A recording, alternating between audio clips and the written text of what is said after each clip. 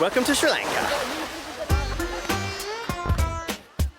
This island off the coast of India has long been on my bucket list for loads of reasons, like having the best safari outside of Africa, boasting 8 UNESCO World Heritage Sites to explore, and lots of lovely, gorgeous beaches, complete with idyllic white sand and crystal clear water that's perfect for surfing. In fact, for an island about a quarter of the size of the UK, there's loads to see and do, depending of course on what you want out of your trip. Coming up, I'm going to tell you about getting here, some tips on transport, then some stuff on food, money and language, and some awesome places to visit. So, let's get on with it. We flew 10 hours direct from Heathrow to Colombo, which is Sri Lanka's capital city. Flights arrive at Bandaranaike International Airport, which is 30 kilometres north of the city. Taxis are very cheap in Sri Lanka, and this can be the easiest and certainly quickest way to reach your destination from the airport. If you're heading straight into Colombo, you can catch the express bus, which takes about 25 minutes. But to be honest, the taxis are so cheap, it's a no-brainer. To enter the country, you're going to need a visa. Now, this can be done when you get here, but after 10 hours in the air, why bother with the extra admin? Get it done before you leave. Applications cost $35 and take around 24 hours to process. Also, you're going to need to make sure that your vaccinations are up to date, like your tetanus and typhoid. Check with your GP beforehand. What do you need to know about public transport in Sri Lanka? Well, in all honesty, quite a bit. Public transport conditions aren't great, but are popular with locals as it's very cheap.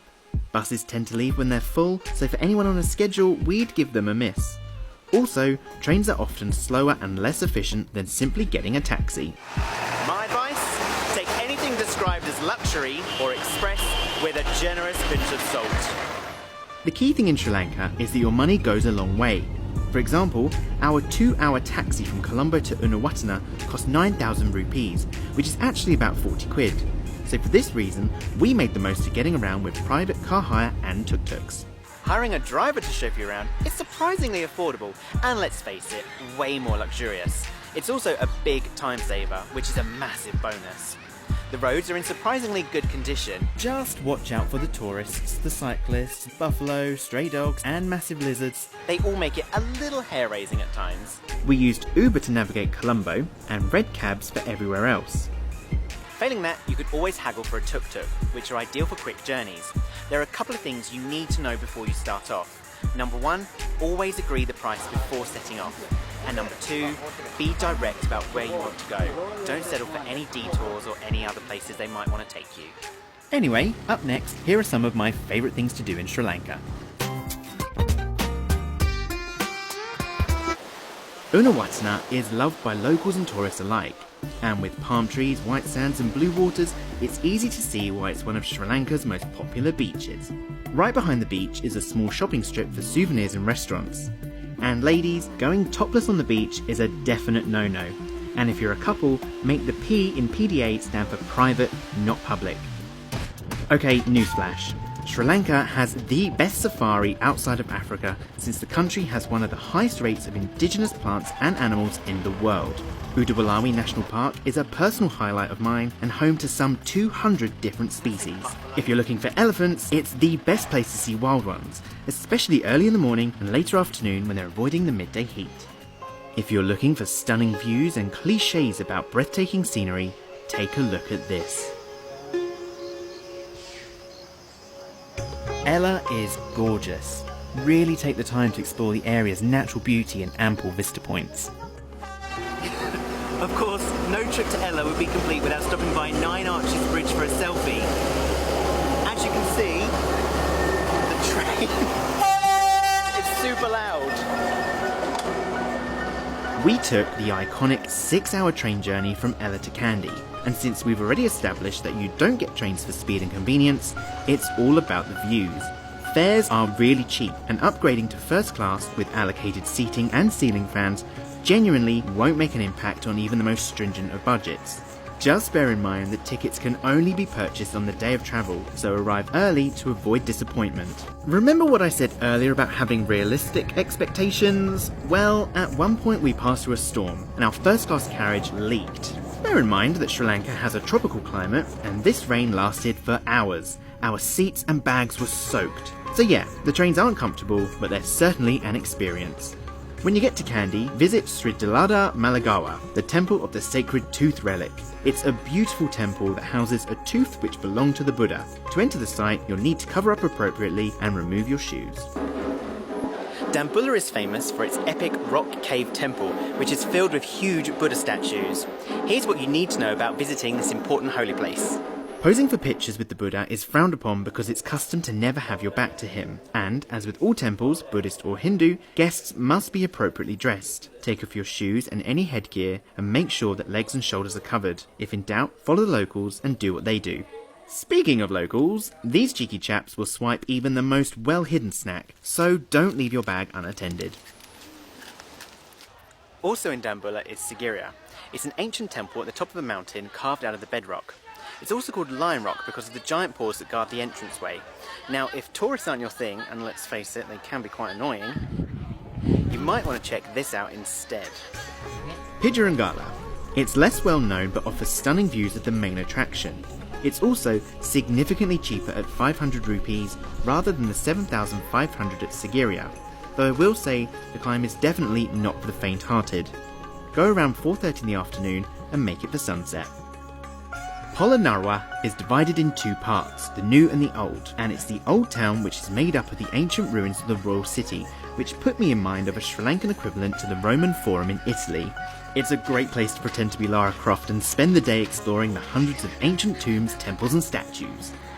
This is Colombo. What you need to know is it's big and it's busy. There's lots to see and do here.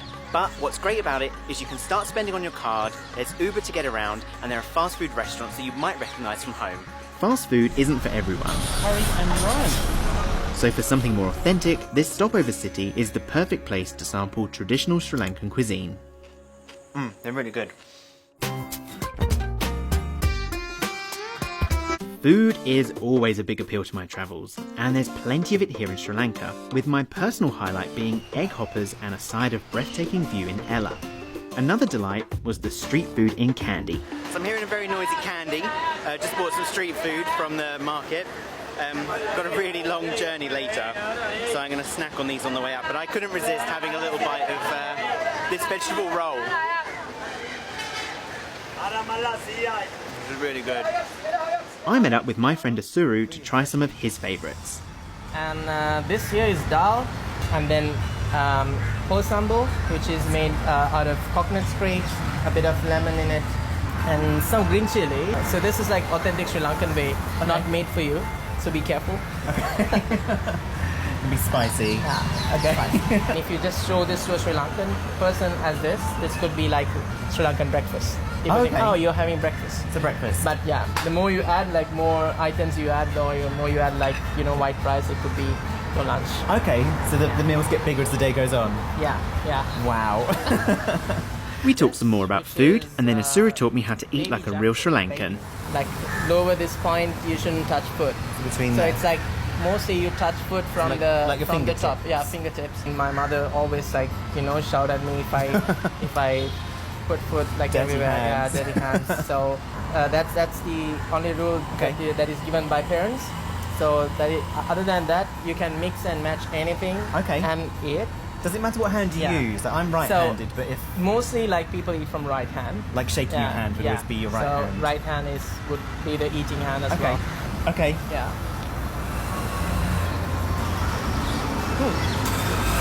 That was really good. Good. It's really spicy. It's really tasty. It's really spicy, and that's one reason that I love it, because I love spicy food. Yeah, it's delicious. Yeah. Shall we carry on? Yeah, we should. But we're going to catch up in a little while to talk about some language. Yeah. So we're going to carry on eating, and I'll see you in a bit. We do have two main languages, Yes. which is Sinhalese and Tamil. Sinhalese and Tamil. Yeah, Sinhalese is the most spoken language in Sri Lanka. Karunakara is like please. Karunakara. But yeah, but you can use please also. Please. Yeah. But then thank you is very nice thing to say all the time. So stuti. Stuti. Yeah, stuti. Stuti. Yeah, you can make anyone happy by saying stuti. I'll remember that. Yeah, stuti. Stuti. And then, as in any country, we also do have like our welcome phrase, which is called Ayubowan. Ayubowan. Ayubowan. And when you say Ayubowan, you usually like put your hands together and say Ayubowan, like with a little bow. Okay. Yeah. So, So yeah, Ayubowan is like, even there are images in the airport, like in many other places, with this sign, which usually means Ayubowan or welcome. Okay. Yeah. Okay. And also say, you know, mostly when a guy sees another guy, you know, there's this like phrase that we use called machang. Machang. Yeah. Machang. So you can also say like, hey machang. Hey machang. So you get into a tuk-tuk, you say hi, and then there's a tuk-tuk driver in front and you're in the back, and then you want to go straight first. Okay. So you say Kelin Yanna. Kelin Yanna. Yeah. Perfect. Yeah. Kelin Yanna. So left please would be like Vamata and Dakunata. Dakunata. Yeah, Dakunata is to your right. To your right. Yeah, Vamata and Dakunata. And then, or you can say also Ho Navatana. Navatana is like stop, but that's longer. Okay. So if you just say like Ho, it's Ho. yeah, that's Ho. stop. Yeah, stop. Yeah. And how do I say goodbye? It's usually bye, but Bye. when we say see you again would be Navata Hamuemu. Navata Hamuemo. Yeah. So, on that note, Yeah. Stuti Stuti. and Navata Hamuemo. Yeah, Navata Hamuemu. There we go. Thank you very much for that. much. Thank you. Yeah. Fortunately, English is widely spoken and will be used in most public or commercial environments. Thanks again, Asura, for your help. Now, let's talk money. The currency here is the Sri Lankan rupee. It's a closed currency, which means you can only get money when you're here. Now, you have to change it up, but if you've got Scottish or Irish pound notes, they won't be accepted, so bear that in mind. One thing to remember is that cash is much more useful than your bank card, particularly when you're in more rural areas. So here's a breakdown of what we spent. Return flights with Sri Lankan Airways cost £468 per person. Worldwide travel insurance with Holiday Extras costs £16. 3 hours in the #1 lounge at Heathrow, also with, you guessed it, Holiday Extras, cost £32 each. A guest room in Dambulla cost £40 per night. This street food and candy was 145 rupees. That's about 66 pence. This authentic Sri Lankan curry was 400 rupees. 1.5 litres of bottled water costs around 95 rupees. And while we're talking water, the bottle must be sealed and definitely don't drink from the tap. Entrance to the cave temple in Dambulla, 1,500 rupees. Elephant safari at Udawalawi National Park was 17,000 rupees each. Donations, when visiting free religious sites, we suggest 500 rupees. If you're planning to spend your remaining rupees in duty-free, bear in mind that they only accept American dollars, so make sure you change them up before going through security. For up-to-date exchange rates, you can check xe.com or download their app. And as our time in Sri Lanka comes to a close, make sure you subscribe for more awesome travel guides. So, that's it for Sri Lanka. I have had an amazing time. We've explored the country, we've gone on safari and seen wild elephants, I've eaten far too much food, and I'm now going to go home and tell all of my friends and family to just come and do the same. Anyway, on that note, I'm going to go and I'll see you next time. Bye bye.